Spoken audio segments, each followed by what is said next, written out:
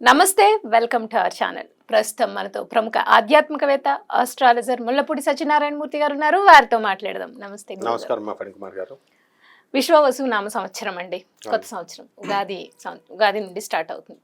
So ఎప్పుడు కూడా అయిపోయిన సంవత్సరం ఎప్పుడు మనం కష్ట నష్టాలు అన్ని అనుభవిస్తాం కాబట్టి రాబోయే సంవత్సరం మీద ఒక హోప్ ఉంటుంది. ఈ సంవత్సరం ఎలా ఉంటుంది అన్న క్యూరియాసిటీ ఉంటుంది ప్రతి ఒక్కళ్ళకి. సో అందుకని మనం విశ్వవసు నామ సంవత్సరంలో ఓవరాల్ గా ఎలా ఉంది, అన్ని రాసుల వారికి అందరికీ ఎలా ఉంది అనేది మాట్లాడుకుని దాంతో పాటుగా రాశి ఫలితాలు కూడా చేద్దామండి. ఫస్ట్ ఓవరాల్ గా మీరు అసలు ఎలా ఉందో చెప్పి తర్వాత మేషరాశి వారికి ఎలా ఉందో చెప్పండి గురుగారు. అలాగే విశ్వావసు నామ సంవత్సరం అంటే అందరికీ సంపదలనిచ్చే సంవత్సరం అని అర్థం. సూపర్. అసలు లాస్ట్ ఇయర్ 2024 సంవత్సరం అంటే క్రోధి నామ సంవత్సరం. అందరూ కోపతాపాలతో కోర్టులకి భార్యాభర్తలు గొడవలు జరిగినాయి. వాళ్ళందరూ ఇప్పుడు రీకన్సిలేషన్కి వచ్చేసి ఈ సంవత్సరంలో 50% ఆఫ్ ద పీపుల్, దంపతులు, కపుల్స్ వీళ్ళంతా కూడా కలిసిపోతారు. 50% ఆఫ్ ద సివిల్ కేసెస్ ఇవన్నీ కూడా ఎవరి పొలాలు వాళ్ళకి వచ్చేయడం, హాస్టల్ కోర్టులో కేసెస్ అయిపోవడం జరుగుతుంది. ఈ సంవత్సరం రాజు సూర్యుడు, మంత్రి చంద్రుడు. కాబట్టి ఇంకేం కావాలి మనకి? రాజు కరుణామయుడై ఉంటాడు. అంటే రవి ఇప్పుడు కూడా స్ట్రిక్ట్ గా ఉంటాడు కానీ లోపల చాలా కరుణ ఉంటుంది. అందువల్లనే ఆ సూర్యనారాయణమూర్తి సింహరాశి వాళ్ళు, వీళ్ళకి ఏంటంటే వాళ్ళని ఎదురించకూడదు మనం. అందువలన ఈ యొక్క సంవత్సరంలో మనము ఎలా ఉంటుంది అంటే రాజు మంచివాడై ఉన్నాడు, మంత్రి చంద్రుడై ఉన్నాడు కాబట్టి, మళ్ళీ సైన్యాధ్యక్షుడు రవి అయి ఉన్నాడు కాబట్టి మనం ఈ సంవత్సరం బ్రహ్మాండంగా ఉంటుంది. భూకంపాలు ఉండవు, అస్సలు ఉండవు. ఏదో చిన్నది ఏ మూలనో ఎప్పుడో వస్తాయి కానీ మేజర్ గా ఉండవు. వర్షాకాలం మనకు రాబోతుంది, పుష్కలమైన వర్షాలు వస్తాయి.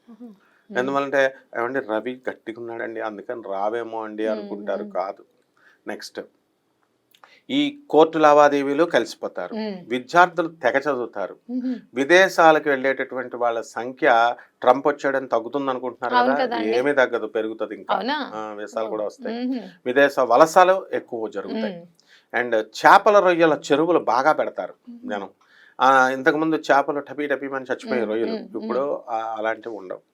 నెక్స్ట్ రైతులు బ్రహ్మాండమైనటువంటి పంట చేస్తారు, కాస్ట్లీ గ్యాడ్జెట్స్ కొంటారు, ఖరీదైన వస్తువులు ఇళ్లల్లో.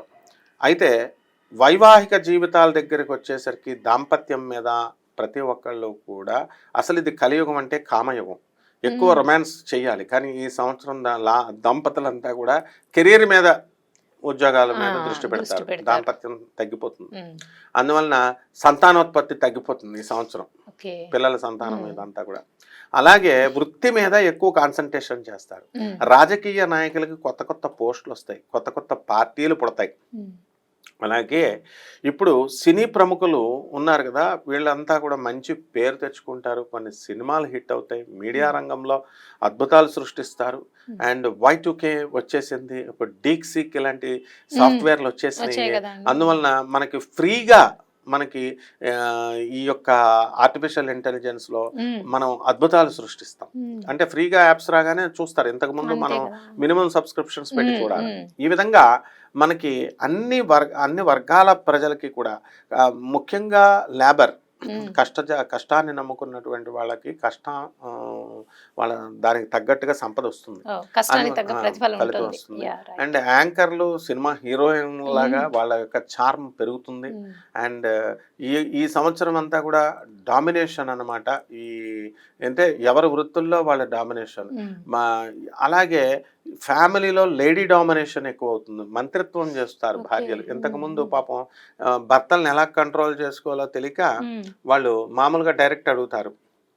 ఇప్పుడు ఏమంటారు, ఇప్పుడు చూడండి, ఇంతకుముందు ఎగ్జాంపుల్ చెప్తాను. ఒక పెళ్లి సంబంధం బాగాలేదనుకోండి, నచ్చలేదు, కట్నం అవతల తక్కువ ఇస్తున్నాడు, అందుకని వీళ్ళు ఏం చెప్తారు తెలుసా, డైరెక్ట్ ఏమండి మీరు కట్నం తక్కువ ఇస్తున్నారు అందుకు మీ సంబంధం మాకు వద్దు అని చెప్పరు. ఏమండి ఫలానా జ్యోతిష్కుడు చెప్పాడండి, మా జ్యోతిష్కుడు వద్దని అన్నారండి, కలవలేదండి అని ఎలా తోసేస్తారో. ఇది వరకు సినిమాకి తీసుకెళ్ళు, నగల కొను, చీరలు కొను అని అడిగేవారు పాపం ఆడవాళ్ళు. ఇప్పుడు అట్లా అడగరు అన్నమాట. ఇప్పుడు ధనత్రయోదశి వచ్చింది, నువ్వు బంగారం కొనిపెట్టాలా, కుబేర ఇది కొంటే నువ్వు కోటీశ్వరుడు అవుతావు, లేదంటే నీ ఉద్యోగం ఊడిపోతుంది అని ఒక సింపుల్ గా మంత్రిత్వం. చంద్రుడు కదా చెప్పగానే వీడికి నిజంగానే సాఫ్ట్వేర్ రిసెషన్ లో ఉంది, ఎక్కడ ఉద్యోగం ఊడిపోతుందో అని చెప్పి భయం వేసి వీడు కొంటాడు. అలాగే చీరలు, ఒక కొత్త పండగను సృష్టిస్తారు అవసరమైతే. ఆ పండగతో చక్కగా ఈ చీరలు కొనాలి ఇలాంటి రూల్స్ అన్ని. గురుగారు, విశ్వవసునామ సంవత్సర ఫలితాల్లో భాగంగా సింహరాశి వారికి ఎలా ఉందో చెప్తారా? ఉగాది ఈ 2025 సంవత్సరం నుండి మళ్ళీ వచ్చే ఉగాది 2026 వరకు సింహరాశి వారికి అందరికీ కూడా గురుడు మనకి కర్కాటక రాశి సంచారము అక్టోబర్ ఆ నెలల్లో చేస్తారు. అంతకుముందు అంతా కూడా మిథునంలో ఉన్నప్పుడు వీళ్ళకి చాలా బాగుంటుంది. అంటే first part of the year August వరకు కూడా చాలా బ్రహ్మాండంగా ఈ సింహరాశి వారికి గురుబలం వల్ల వీళ్ళకి వృత్తి వ్యాపార ఉద్యోగ విషయాల్లో లాభాలు ఉంటాయి. ఆల్రెడీ జాబులు చేస్తున్నటువంటి వాళ్ళకి రెసెషన్ పీరియడ్ అయినా సరే జాబులు పోవడానికి అవకాశాలు లేవు. అయితే సప్తమ స్థితిగతుడైనటువంటి ఈ యొక్క శనిగ్రహము అష్టమంలోకి వెళ్తాడు. అష్టమంలో ఉన్నటువంటి రాహుగ్రహము సప్తమంలోకి వస్తాడు.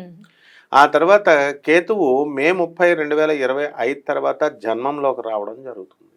ఈ గ్రహస్థితి కారణంగా సింహరాశి వారికి జీవిత భాగస్వాములతో వ్యాపార భాగస్వాములతో వీళ్ళు ఏం చేస్తారంటే వితండ వాదాలు చేస్తారు. ఏమీ పని లేకుండా సరదాగా స్టార్ట్ అయినటువంటి డిస్కషన్స్ ఒక గొడవల్లాగా తయారవడానికి అవకాశాలు ఉంటాయి. కాబట్టి వితండ వాదాలు వీళ్ళు చేసుకోకూడదు. ఇక అష్టమంలో ఉన్నటువంటి శనిగ్రహ ప్రభావం వలన ప్రతి పని లేటుగా వెళ్ళడము, బద్ధకంగా చేయడము, ఆ తర్వాత ఈ రేపు చేద్దాంలే అని కాలయాపన చేయడం ఇలాంటివి జరుగుతూ ఉంటాయి.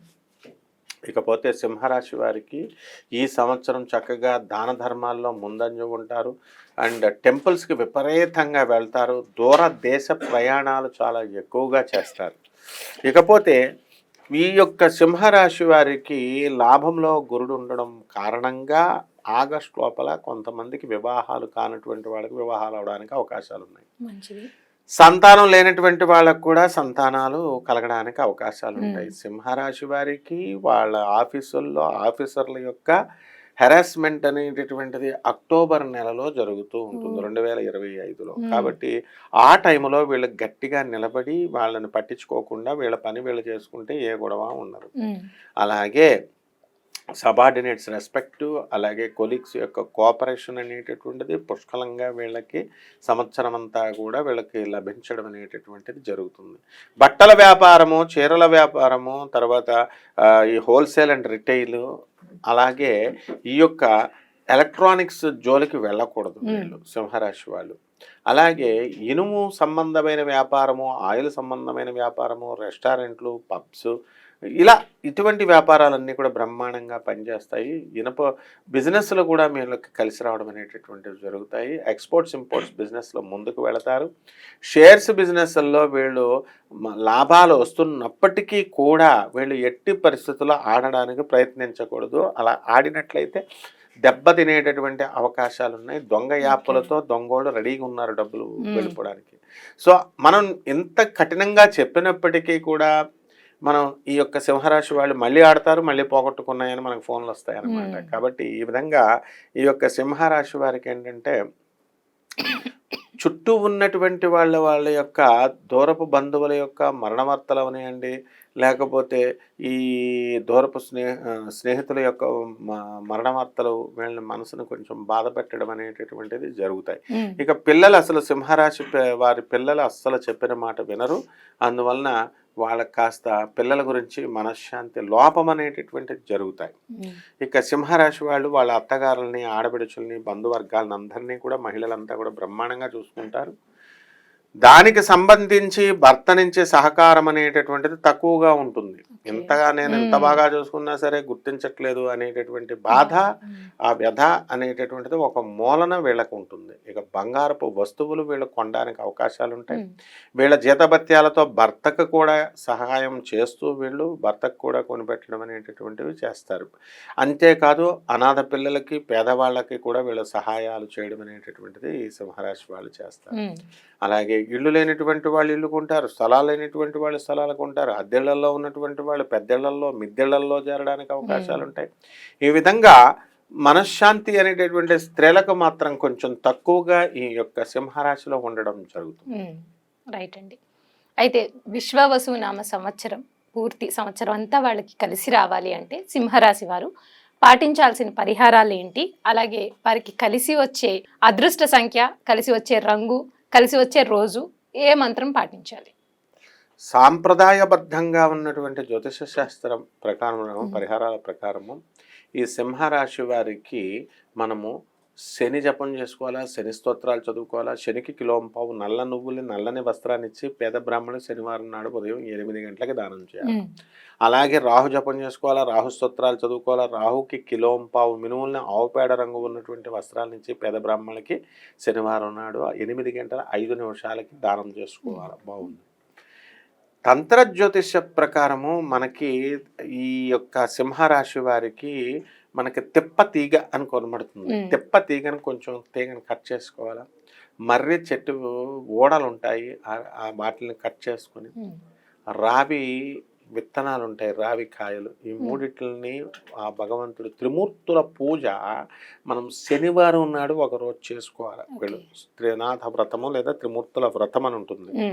అక్కడ ఇది పెట్టి మనకి 41 రోజుల పాటు అవన్నీ తీసుకున్న తర్వాత రావి చెట్టు నీళ్ళని మనకు విత్తనాల నీళ్ళల్లో కలిపి తాగాల. దీనివల్ల చక్కటి ఆరోగ్యం కూడా, రావి చెట్టు ఎరెక్టైల్ డిస్ఫంక్షన్ అనేటటువంటి అంగస్తంభన వ్యాధితో బాధపడుతున్నటువంటి వాళ్ళకు కూడా బ్రహ్మాండంగా పనిచేస్తుంది. అలాగే ఇది ఇట్ సక్స్ అనమాట. అది దేవతా వృక్షం కాబట్టి రావికి చెట్టు ఎలాగైతే నీళ్ళని ఇది స్పాంజ్ ఎలా లాగుతుందో ఆ విధంగా పాపాన్ని దేవతా వృక్షం ఇలా లాగి పడేస్తుంది. కాబట్టి నీళ్లు వేయాలా రావి చెట్టుకి శనివారం నాడు. ఓం శనిశ్చరాయ నమః అనే మంత్రంతో వీళ్ళు కనుక జపించుకున్నట్లయితే బ్రహ్మాండంగా ఉంటుందమ్మా. అండ్ లక్కీ రంగు ఏమిటంటే ఈ యొక్క రాశి వారికి, ఈ సింహరాశి వారికి 1 lucky colour orange colour, lucky వారము ఆదివారము, లక్కీ దేవత సూర్యనారాయణమూర్తి. అండ్ వీళ్ళు సూర్య నమస్కారాలు చేసుకోవాలా, సూర్యుడికి తర్పణాలు ఇవన్నీ అర్ఘ్యాలు వదిలినట్లయితే ఆదిత్య హృదయాలు చదువుకుంటే సరిపోతుంది. రైట్ అండి. అయితే విశ్వవసునామ సంవత్సరం సింహరాశి వారికి ఓవరాల్గా ఎలా ఉంటుంది, అలాగే వాళ్ళకి కలిసి వచ్చే రంగు, అదృష్ట సంఖ్య, వారు పాటించాల్సిన పరిహారాల గురించి చాలా చక్కగా వివరించారు గురుగారు. ధన్యవాదాలండి. ధన్యవాదాలమ్మా.